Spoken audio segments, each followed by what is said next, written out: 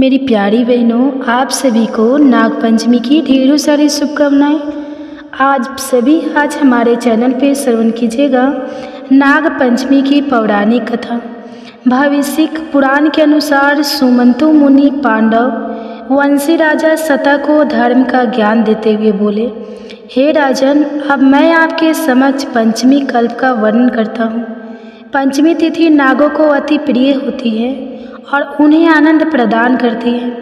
नाग पंचमी के दिन नागलोक में विशेष उत्सव मनाया जाता है। जो व्यक्ति पंचमी तिथि के दिन नागों को दूध से स्नान करवाता है, उसके कुल में वासुकी, तक्षक, कालिया, रावत, करकोटक, धनंजय आदि बड़े बड़े नाग अभय दान प्रदान करते हैं। एक बार माता के श्राप से नाग जलने लगे, इसलिए उस दाह की व्यथा को दूर करने के लिए पंचमी के दिन गाय के दूध से नागराज को आज भी स्नान करवाया जाता है। इसे सर्प का भय नहीं रहता। तब राजा ने पूछा, महाराज, नाग माता ने नागों को श्राप क्यों दिया था और फिर वह कैसे बच गए? कृपा करके विस्तार से बताइए। तब सुमंतु मुनि ने कहा, प्रजापति दक्ष की पुत्री कंद्र और विनीता थी। दोनों कश्यप ऋषि को ब्याही हुई थी। एक बार कश्यप मुनि ने प्रसन्न होकर अपनी दोनों पत्नियों को वरदान मांगने को कहा। तब कंद्र ने एक सहज पराक्रमी सर्पों की माता बनने की प्रार्थना की और विनीता ने केवल 2 पुत्रों की माता बनने की इच्छा जाहिर की। तब कश्यप मुनि ने उन्हें वरदान दे दिया और विनीता ने 2 पुत्रों को जन्म किया, जिसमें से एक पुत्र सूर्य भगवान के रथ का सारथी अरुण बना और दूसरा पुत्र भगवान श्री हरि विष्णु जी का वाहन गरुड़ था। एक बार राक्षसों और देवताओं ने मिलकर समुद्र का मंथन किया। उस समय समुद्र से एक श्वेत तुज सर्वा नाम का घोड़ा निकला। उसे देखकर नाग माता कंदरू ने अपनी सौतन विनीता से कहा, देखो यह घोड़ा कितना है, परंतु इसके बाल काले दिख रहे हैं। तब विनीता ने कहा, ना तो यह घोड़ा सर्वश्रेष्ठ है और ना ही काला है।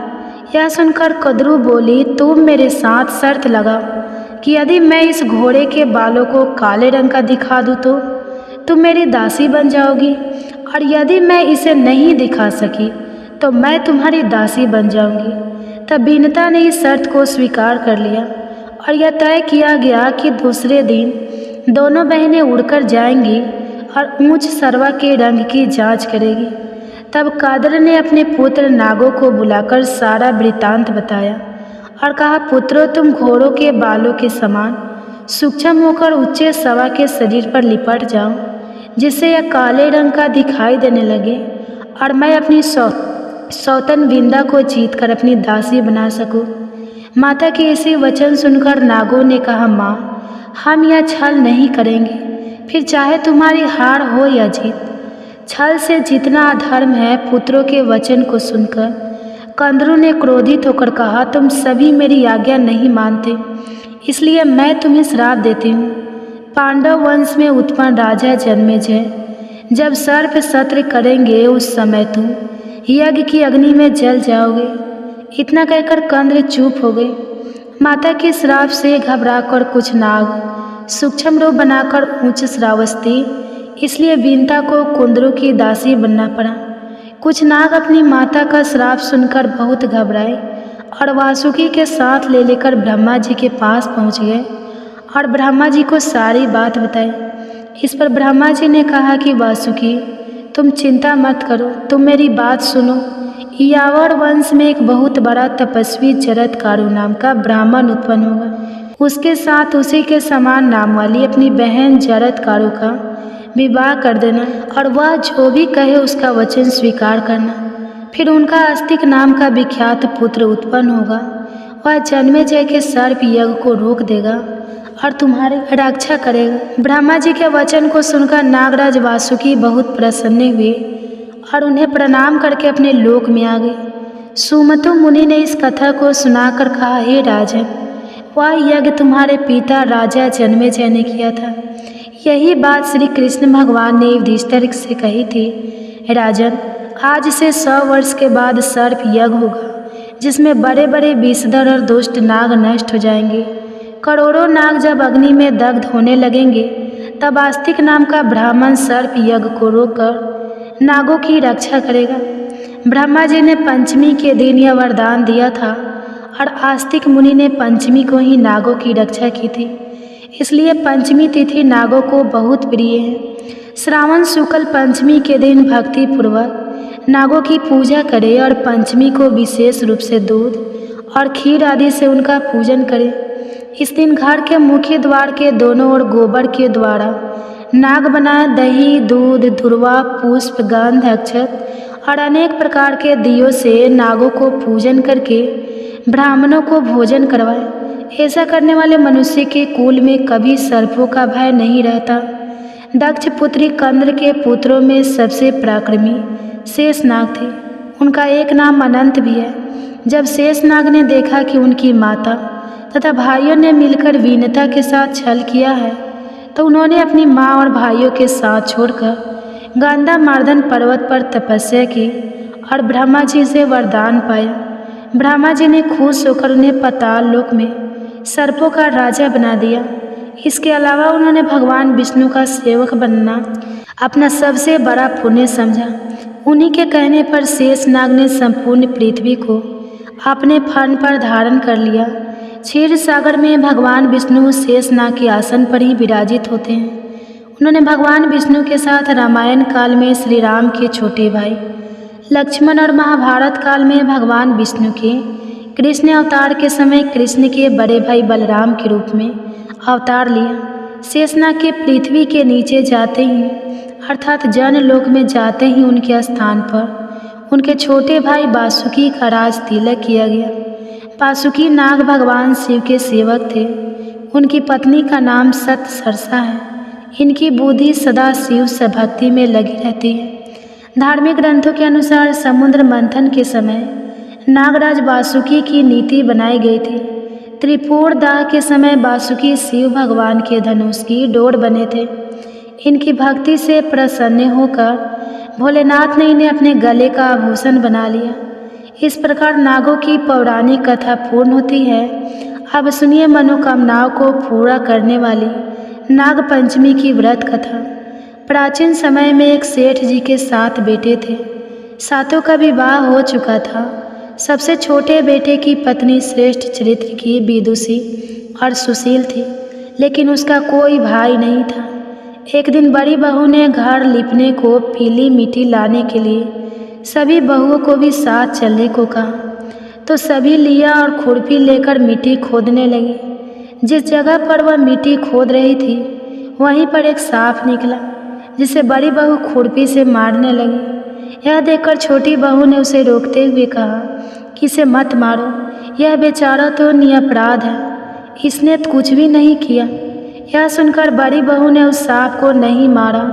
तब सांप एक और जा बैठा। छोटी बहू ने उससे कहा कि हम अभी लौट कर आती हैं, तुम यहाँ से कहीं मत जाना। ऐसा कहकर वह सबके साथ मिट्टी लेकर अपने घर चली गई और छोटी बहू वहाँ काम काज में फंसकर सांप से जो वादा किया था उसे भूल गई। सुबह से अगले दिन वह बात याद आई तो सबको साथ लेकर वह फिर से वहाँ पहुँची और सांप को उसी जगह पर बैठा देखकर कहने लगी, सांप भैया नमस्कार। सांप ने कहा, तो भैया कह चुकी है इसलिए तुझे छोड़ देता हूँ, नहीं तो झूठी बात कहने के कारण मैं तुझे अभी डस लेता।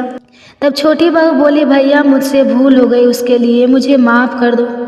तो सांप बोला, अच्छा तू आज से मेरी बहन हुई और मैं तेरा भाई हुआ, अब तुझे जो भी मांगना हो अब मांग ले। तो वो बोली, भैया मेरा कोई नहीं है, अच्छा हुआ जो तू मेरा भाई बन गया। कुछ दिन बीतने के बाद वह सांप मनुष्य का रूप धरकर छोटी बहू के घर आया और कहने लगा कि मेरी बहन को मेरे साथ भेज दो। उसकी बात सुनकर सब कहने लगे कि इसका तो कोई भाई नहीं था। तब वह बोला, मैं दूर के रिश्ते में इसका भाई हूँ, बचपन में ही बाहर चला गया था। उसके विश्वास दिलाने पर ही घर के लोगों ने छोटी बहू को उसके साथ भेज दिया। अब उसने मार्ग में बताया कि मैं वही सांप हूँ, इसलिए तू डरना मत और जहाँ चलने में कठिनाई हो बहन वहाँ मेरी पूँछ पकड़ लेना। छोटी बहू ने सांप भाई के कहे अनुसार वैसा ही किया और इस प्रकार वह उसके घर पहुँच गए। वहाँ के धान ऐश्वर्य को देखकर वह चकित हो गई। एक दिन सांप की माँ ने उसे कहा कि मैं एक काम से बाहर जा रही हूँ, तो अपने भाई को ठंडा दूध पिला देना। अब छोटी बहू को यह बात ध्यान नहीं रही और उसने गलती से अपने भाई को गर्म दूध पिला दिया, जिससे उसका मुख बुरी तरह जल गया। यह देखकर सांप की माँ बहुत क्रोधित हुई, किंतु सांप के समझाने पर वह शांत हो गई। तब सांप ने कहा कि बहन को अब उसके घर भेज देना चाहिए। तब सांप और उसके पिता ने बहुत सारा सोना चांदी, हीरे ज्वारा, वस्त्र, आभूषण आदि देकर छोटी बहू को उसके घर पहुंचा दिया। छोटी बहू के साथ इतना ढेर सारा धन देकर बड़ी बहू ने ईर्ष्या से कहा कि भाई तो तुम्हारा बड़ा धनवान, तुम्हें तो उसके और भी धन लाना चाहिए था। सांप ने जब बड़ी बहू की बात सुनी तो उसने अपनी बहनों को सब वस्तु सोने की लाकर दे दी। यह देखकर बड़ी बहू कहने लगी, अब उन्हें झाड़ने के लिए झाड़ू भी तो सोने की होनी चाहिए। तब सांप ने बड़ी बहू की बात सुनकर झाड़ू भी सोने की लाकर सामने रख दी। सांप ने छोटी बहू को हीरे मणियों का एक अद्भुत हार दिया। उसकी प्रशंसा उस देश की रानी ने भी सुनी थी। तब वह राजा से बोली कि सेठ की छोटी बहू का हार यहाँ मेरे पास होना चाहिए। राजा ने मंत्री को हुक्म दिया कि उससे वह हार लेकर शीघ्र उपस्थित हो। तब मंत्री ने सेठ जी के पास जाकर कहा कि सेठ जी, महारानी जी छोटी बहू का हार पहने, वह हार उससे लाकर मुझे दे दो। सेठ जी ने डर के कारण छोटी बहू से हार मांगकर मंत्री को दे दिया। छोटी बहू को यह बात बहुत बुरी लगी। उसने अपने सांप भाई को याद किया और उसने आने पर प्रार्थना की कि भैया, जो हार तुमने मुझे दिया था, रानी ने वह हार मुझसे छीन लिया है। तुम कुछ ऐसा करो कि जब वह हार उसके गले में रहे तब तक के लिए सांप बन जाए, और जब वह मुझे वापस लौटा दे तब फिर से हीरे मणियों का हो जाए। सांप ने अपनी बहन की बात को सुनकर ठीक वैसा ही किया। जैसे ही महल में रानी ने वह हार पहना, वह सांप का बन गया, और यह देखकर रानी चीख पड़ी और रोने लगी। यह सब देखकर राजा ने सेठ के पास खबर भेजी कि छोटी बहू को तुरंत भेजा जाए। सेठ जी डर गए कि अब राजा ना जाने क्या कर। वह खुद छोटी बहू के साथ लेकर महल में राजा के सामने उपस्थित हो गए। राजा ने छोटी बहू से पूछा, बता तूने क्या जादू किया है, मैं तुझे दंड दूंगा। छोटी बहू बोली, राजन मेरी गलती क्षमा कीजिए। यह हार तो ऐसा ही है कि मेरे गले में हीरे और मोतियों का रहता है, दूसरे के गले में सांप बन जाता है। यह सुनकर राजा ने वह सांप बना हार छोटी बहू को देकर कहा, अगर तुम सच कह रही हो तो अभी पहन कर दिखाओ। छोटी बहू ने जैसे ही वह हार पहना, वह तुरंत पहले जैसे ही हीरे और मणियों का हो गया। यह देखकर राजा को उसकी बात का विश्वास हो गया, और फिर राजा ने प्रसन्न होकर उसे बहुत सी मुद्राएं भी पुरस्कार में दी। छोटी बहू अपना हार और उन सभी मुद्राओं सहित वापस घर लौटे। उसके धन को देखकर बड़ी बहू ने ईर्ष्या के कारण उसके पति को सिखाया कि छोटी बहू के पास कहीं से धन आया है। तब यह सुनकर उसके पति ने अपनी पत्नी को बुलाकर कहा, सुनो, ठीक ठीक बताओ, यह धन तुम्हें कौन ला कर देता है। छोटी बहू अपने सांप भाई को याद करने लगी। ठीक उसी समय सांप ने वहाँ प्रकट होकर कहा कि अगर तुम मेरी धार बहन के आचरण पर संदेह प्रकट करोगे तो मैं तुम्हें डस लूँगा। यह सुनकर छोटी बहू का पति बहुत प्रसन्न हुआ, और उसने तब सर्प देवता का बड़ा सत्कार किया। मान्यता है कि उसी दिन से नाग पंचमी का त्यौहार मनाया जाता है, और स्त्रियां सांप को भाई मानकर उसकी पूजा करती हैं। नाग पंचमी की तीसरी पौराणिक कथा के अनुसार एक नगर में एक सेठ जी रहते थे। उनके 7 बेटे और 7 बहुएं थीं। इन 7 बहुओं में से 6 बहुओं को तो पीहर थे, लेकिन 7वीं बहू का पीहर अर्थात मायका नहीं था। जब वह गर्भवती हुई तो उसे घेवर खाने की बड़ी इच्छा हो रही थी। उसका पीहर तो था नहीं, तो उसके घर में रखा हुआ एक घेवर चुराया और पानी भरने चली गई। वहाँ जाकर पेड़ के नीचे घेवर रख दिया और सोचने लगी कि पानी भरकर आराम से घेवर खा लूँगी। जब वह पानी भरकर घेवर लेने गई तो जहाँ पर उसने घेवर रखा था वह घेवर वहाँ नहीं मिला।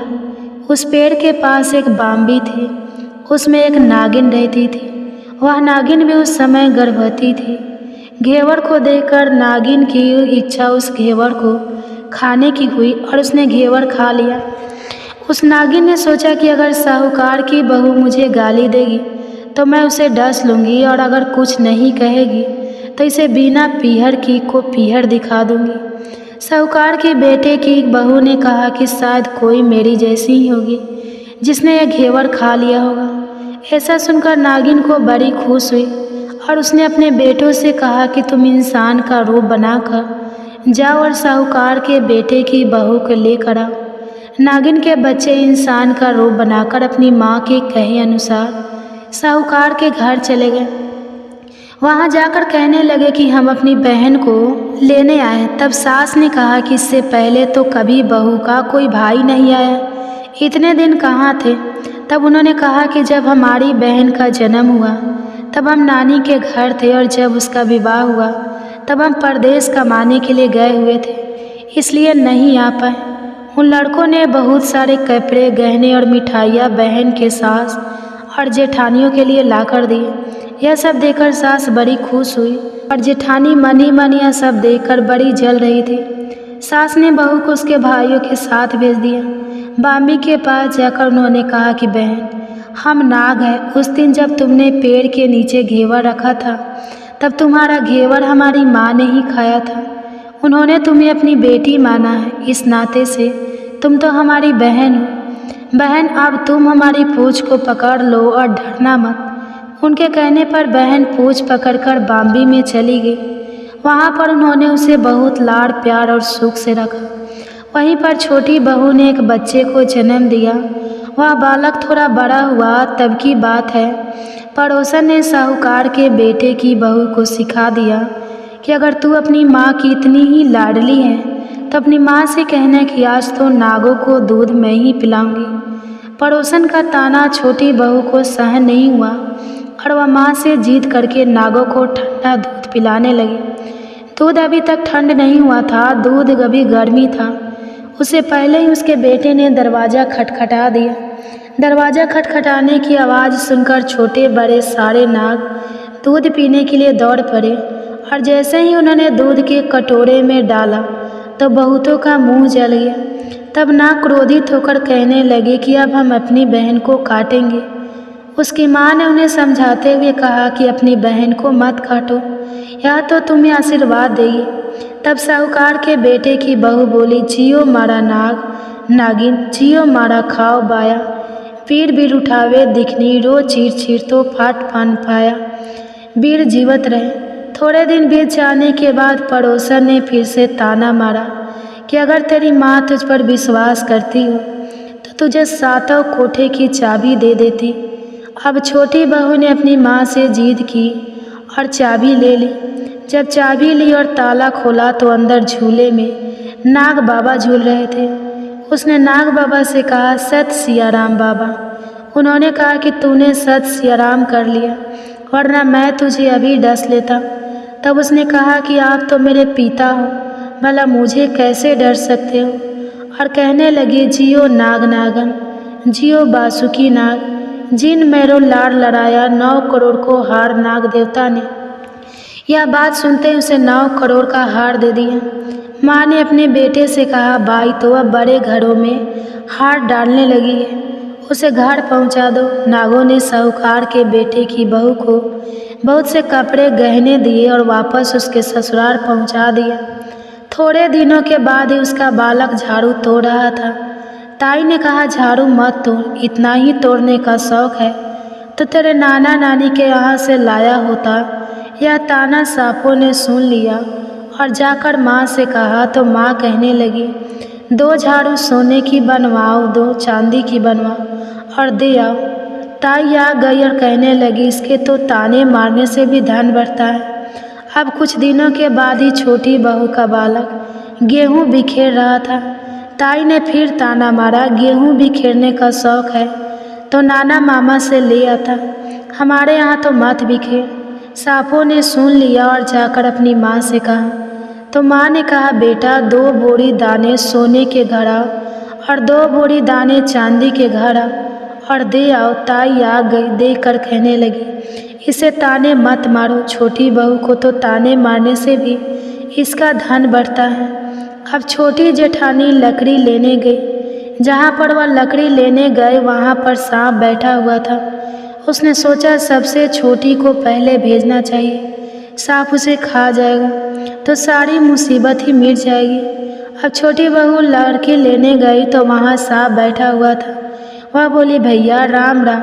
सांप ने झट से बिच्छू दे दिए, पहनकर छम छम करती हुई आई। यह सब देखकर जेठानियाँ देखकर जल गई।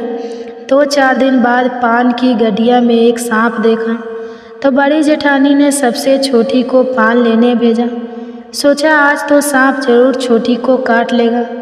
इधर सांप को देखकर छोटी बहू कहने लगी, भैया घर के क्या हाल चाल है, सब ठीक तो है? सबको मेरा राम राम कहना। बहन की बात सुनकर सांप ने मुंदरी पहना दी। जेठानियों ने फिर देखा और वह जल गई। अब उसका पति दुकान से आया तो जेठानियों ने उसे सिखा दिया कि तेरी बहू के तो सांप बिच्छू से दोस्ती है। साहूकार का बेटा अपनी पत्नी से रात को कहने लगा, सच सच बता सांप बिच्छू तेरे क्या लगते हैं जो तुझे काट खाने के बजाय तुझे कहने देते हैं? बहू कहने लगी, वह तो मेरे भाई भतीजे लगते हैं। फिर उसने सारी बात अपने पति को बता दी। सुनकर पति बोला, तो क्या तेरे भाई भतीजे तुझे ही बुलाते हैं, कभी अपने जवान को यानी हमें नहीं बुलाते? कोने कोने में छुपे सांपों ने यह बात सुन ली तो जाकर अपनी माँ से कहा। माँ ने कहा, ठीक है, दोनों को बुला ला। अब ये सांप इंसान का रूप बनाकर दोनों को और उनके बच्चों को बुला लाए। खूब कपड़े गहने देकर बाद में तीनों को धूमधाम से विदा कर दिया। ऐसा समर्थ पिहर नाग पंचमी की कहानी कहने वालों को, नाग पंचमी की इस कहानी को सुनने वाले को सबको मिले। जैसे अन्य पिहरी व बहू पहले रही थी, ऐसी किसी को भी ना रखे। हे नाग देवता, इस कथा को कहने सुनने और हुंकार भरने वाली सभी की मनोकामनाएं पूर्ण करना, सभी के दुखों को दूर करना। प्रेम से बोलिए नाग देवता की जय। जय माता पार्वती और भगवान शंकर की जय। इसी के साथ आप भगवान शंकर की एक छोटी कथा की भी रसपान कीजिए। एक बार भगवान शिव ने अपनी दिव्य शक्ति से एक बड़े कढ़ाई को प्रकट की। कढ़ा जिसमें हम भोजन पकाते हैं और जिसे हम कढ़ाई कहते हैं। तो अब भगवान शिव कढ़ाई को प्रकट करके उसे एक तरफ रखकर ध्यान में मग्न हो गए। इतनी देर में माता पार्वती स्नान करके भगवान शिव के समक्ष आती हैं और आकर उन्होंने क्या देखा कि भगवान शिव के सामने एक बड़ा सा भारी भरकम काढ़ा रखा हुआ है और उसी के सामने भगवान शिव ध्यान मग्न बैठे हुए हैं। अब तो देवी पार्वती बड़े आश्चर्य में पड़ गई।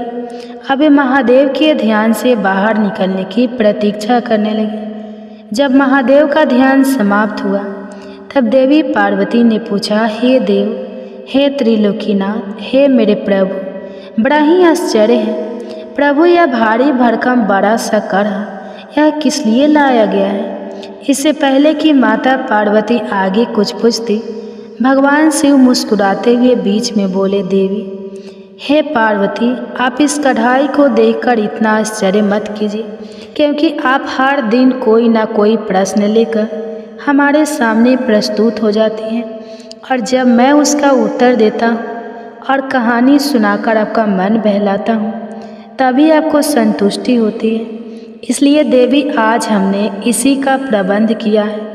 प्रिय भक्तजनों, चलिए आगे सुनते हैं फिर आगे क्या होता है। जो प्रिय भक्तजनों, इधर बड़े कढ़ाई को देखकर माता पार्वती सोच में पड़ गई और भगवान शिव माता पार्वती को आधी अधूरी बात सुनाकर मुस्कुराकर फिर से ध्यान मग्न हो गए। अब इधर चलिए देखते हैं कि इसके बाद क्या होता है।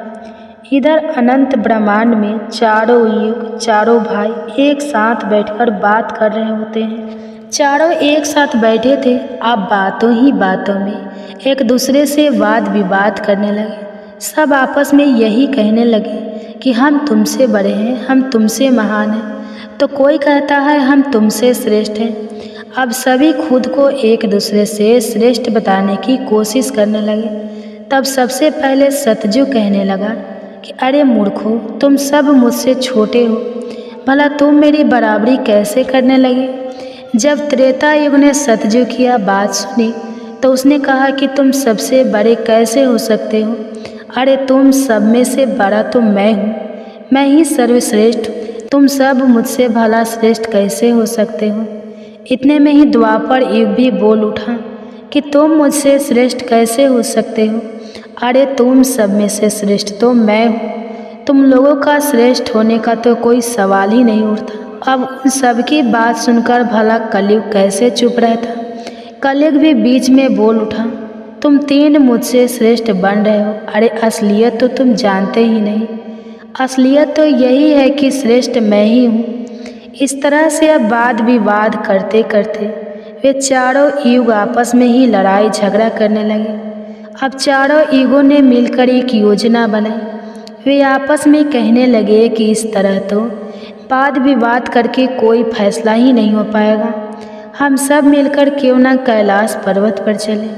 वे चारों युग आपस में कहने लगे कि इस प्रकार लड़ते रहें तो अच्छा होगा, हम सब मिलकर कैलाश पर्वत पर विराजमान भगवान शिव के पास चलते हैं, अब तो वही हमारा फैसला करेंगे। इस तरह से आपस में समझौता करके चारों युगों ने कैलाश पर्वत की ओर प्रस्थान किया। चलते चलते आखिरकार वे कैलाश पर्वत पर पहुंच गए। वहां पर पहुंचकर चारों युगों ने भगवान शिव को प्रणाम किया। चारों युगों को अपने पास आया देखकर भगवान शिव ने उन सभी का स्वागत करते हुए कहा कि आप सभी का हमारे दरबार में, हमारे कैलाश पर स्वागत है। कहो तुम्हारे आने का क्या कारण है। आप तो स्वयं ही कल चक्रे हो, तुम सभी तो स्वयं समय हो, फिर ऐसा क्या कारण हो गया कि आपको हमारे पास आना पड़ा।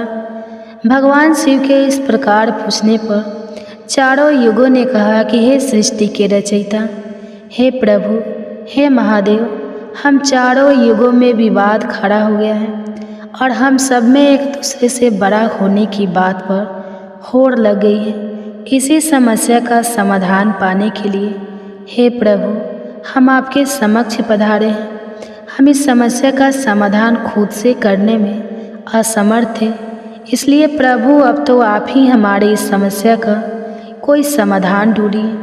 आप ही हमारा फैसला कीजिए, आप हमारा न्याय कीजिए और बताएं प्रभु कि हम चारों युगों में आखिरकार सबसे बड़ा कौन है, हम चारों में से सबसे श्रेष्ठ कौन है। चारों युगों की इस बात सुनकर भगवान शिव कहने लगे कि इसका फैसला तो तब होगा जब आप चारों अपने अपने बारे में बताएंगे कि किन किन गुणों के कारण आप खुद को बड़ा बता रहे हो। तब शिव जी ने कहा, हे सतयुग, पहले तुम ही बताओ कि तुम कैसे श्रेष्ठ हो गए। तब सतयुग ने कहा, प्रभु देखिए मेरी आयु सबसे ज़्यादा है, मैं 70 लाख वर्ष का हूँ और अन्य युग मुझसे 70 लाख वर्ष छोटे हैं, इसलिए मैं इन सभी से लंबी आयु का हूँ।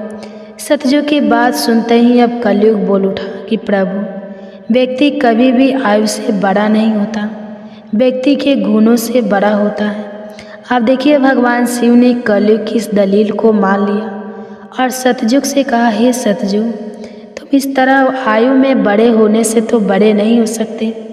भगवान शिव की यह बात सुनकर सतयुग ने कहा, प्रभु मेरे युग में जो भी व्यक्ति हुए हैं वह तो बड़े ही बलवान हुए हैं, बहुत ही पराक्रमी थे, वह पृथ्वी तक को उठा ले जाए, ऐसे पराक्रमी और बलराम बलवान थे।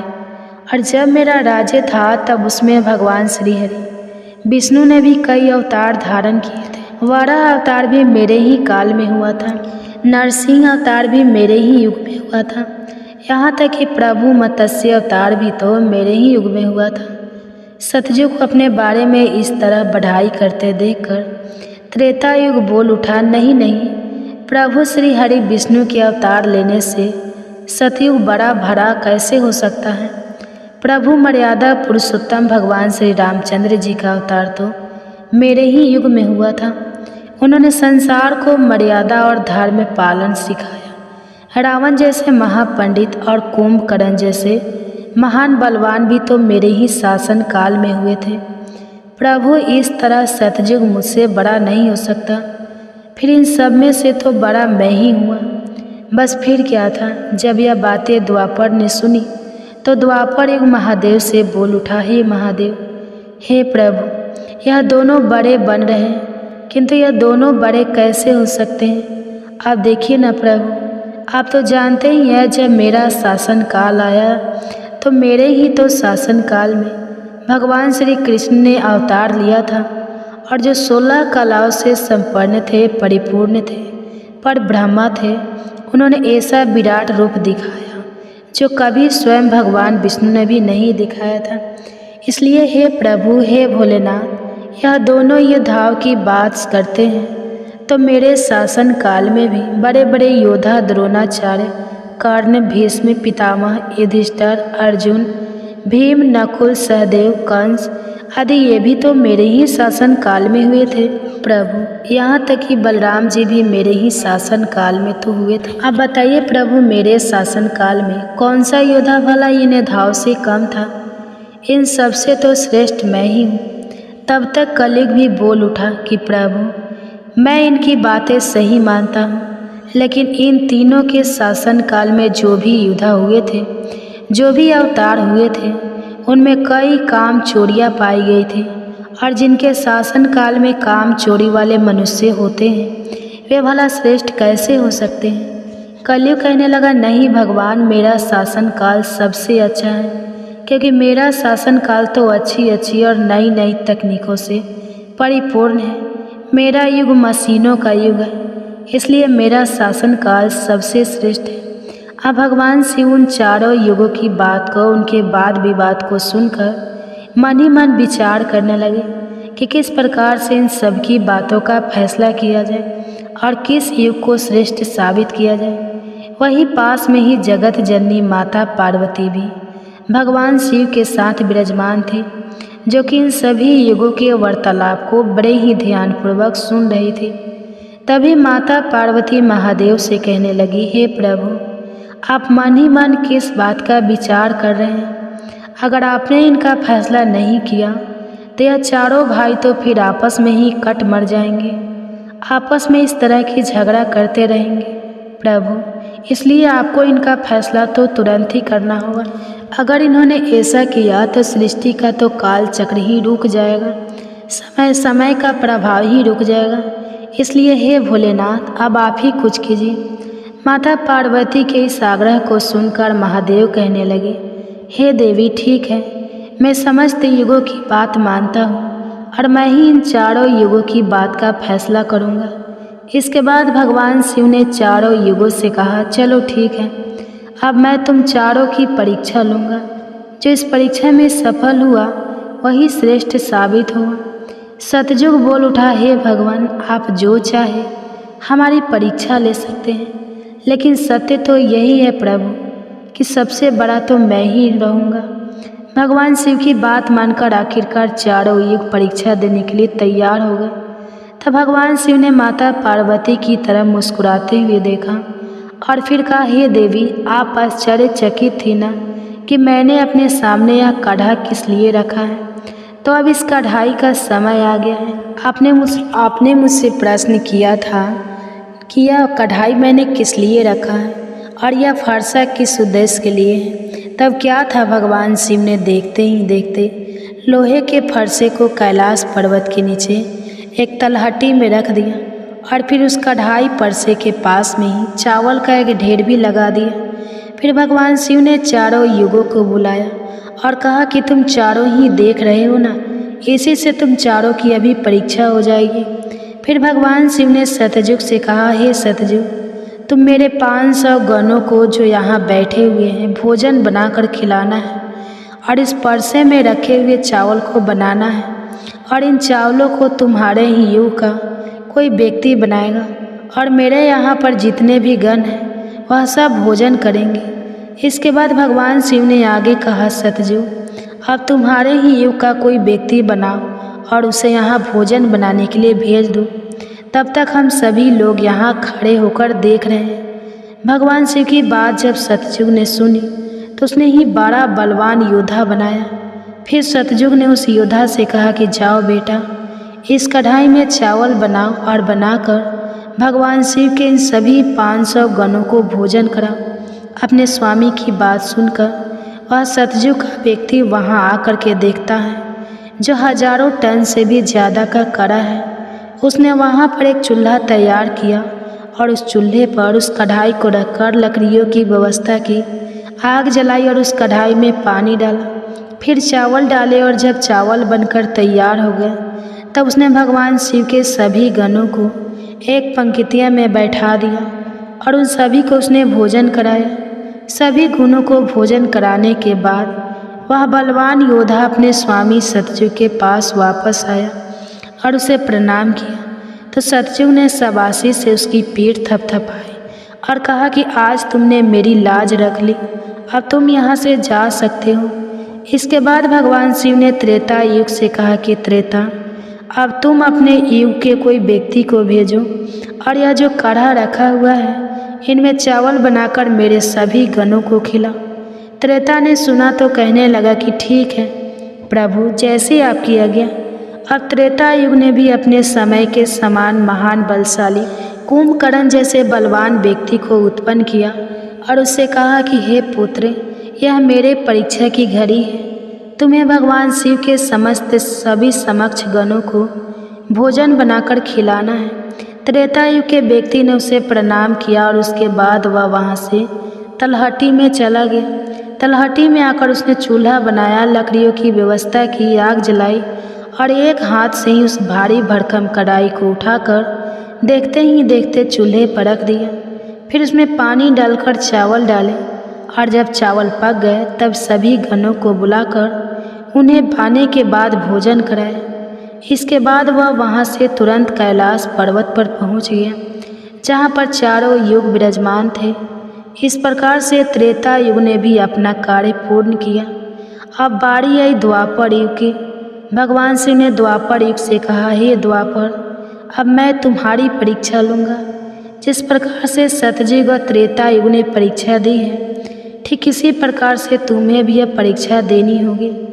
यह सुनकर द्वापर युग ने बलशाली भीम के समान एक व्यक्ति को उत्पन्न किया और उसे आदेश दिया कि हे पुत्र, यह मेरे परीक्षा की घड़ी है, तुम्हें मेरी लाज रखनी है। अब तुम जाओ और बड़े से कढ़ाई में चावल बनाकर भगवान शिव के सभी गणों को भोजन कराओ और मेरी लाज बचाओ। यह सुनकर द्वापर युग के व्यक्ति ने अपने स्वामी को प्रणाम किया और वहाँ से तलहटी में चल पड़ा। तलहटी में जाकर उसने सबसे पहले चूल्हा बनाया, फिर आग जलाने के लिए लकड़ियाँ ढूंढी, लकड़ियों को चूल्हे में डालकर जलाया और पूरी ताकत लगाकर उसने उस बड़े से कढ़ाई को उठाकर जैसे तैसे खींचकर उसे चूल्हे पर रख दिया। वह तो द्वापर युग का व्यक्ति था, तो उसे थोड़ा ज़्यादा जोर लगाना पड़ा और बड़ी मुश्किल से वह कढ़ाई को उठा पाया। इस प्रकार से द्वापर युग के व्यक्ति ने भी चावल तैयार किए और भगवान के सभी गणों को भोजन कराकर वह फिर अपने स्वामी के पास वापस आया। उसके स्वामी द्वापर युग ने उसकी पीठ थपथपाई और उसे वहाँ से विदा किया। अब बारी आती है कलयुग की। तब भगवान शिव कहते हैं, हे कलयुग, अब तुम्हारी बारी है।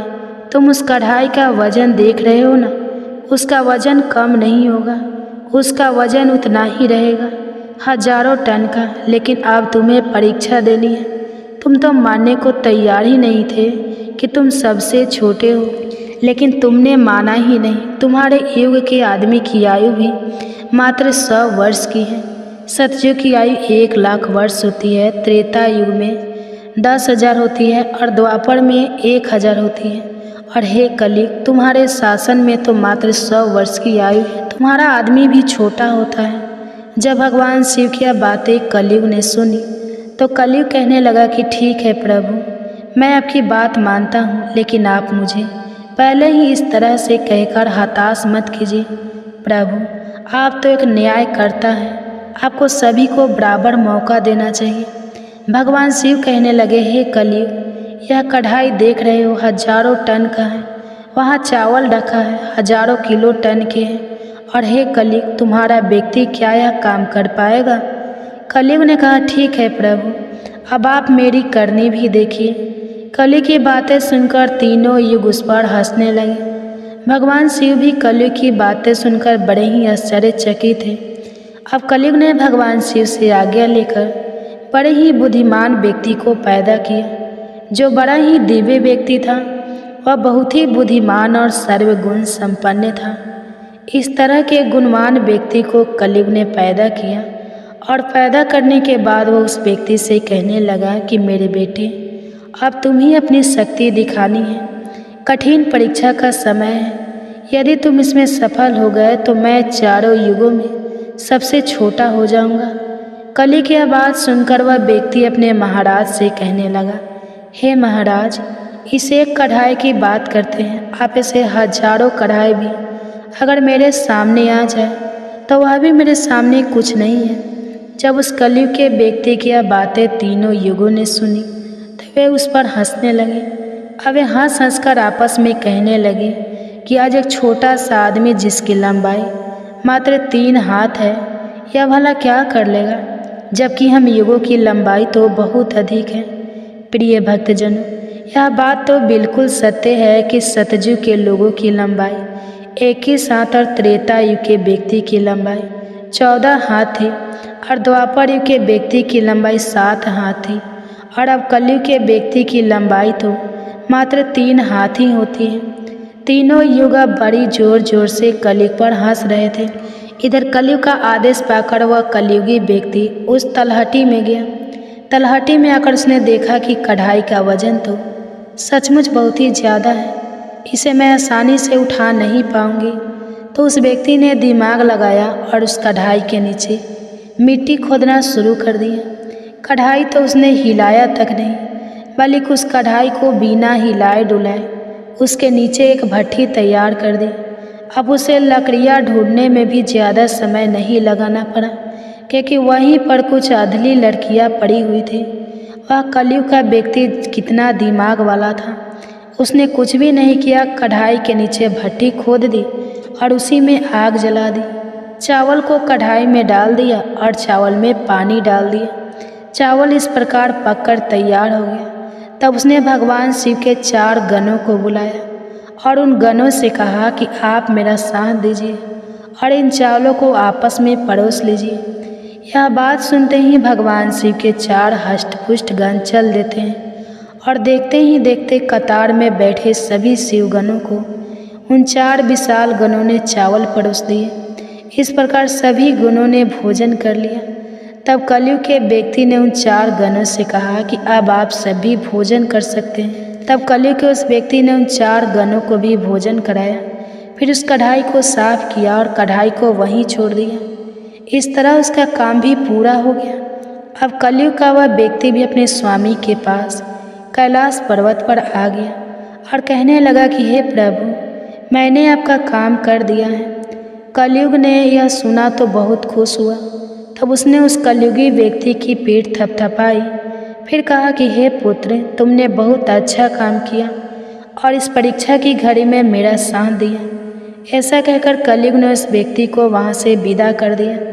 इसके बाद कलयुग ने हाथ जोड़कर भगवान शिव से कहा, हे भगवान, अब आप ही निर्णय कीजिए कि हम सब में से बड़ा कौन है। भगवान शिव कहने लगे कि मैंने तुम चारों युगों की बहुत अच्छे से परीक्षा ली।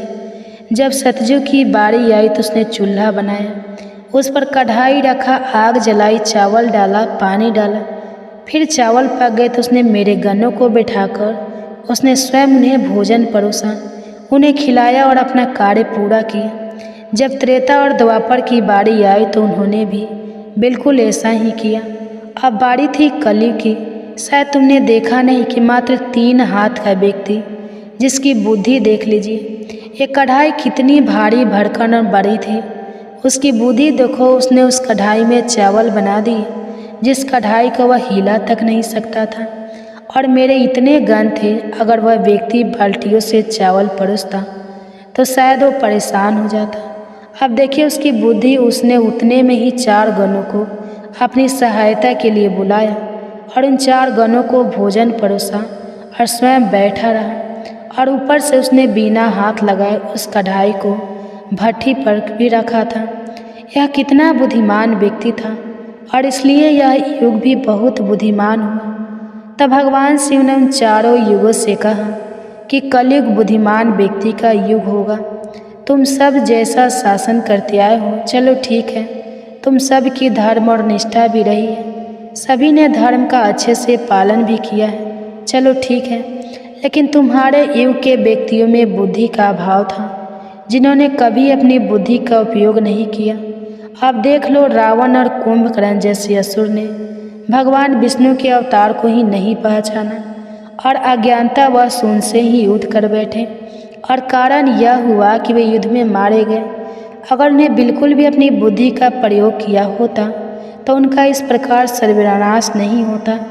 इसलिए हे चारों युगों, आने वाले कलयुग के राज्य में ऐसे ही बुद्धिमान व्यक्ति देखने को मिलेंगे।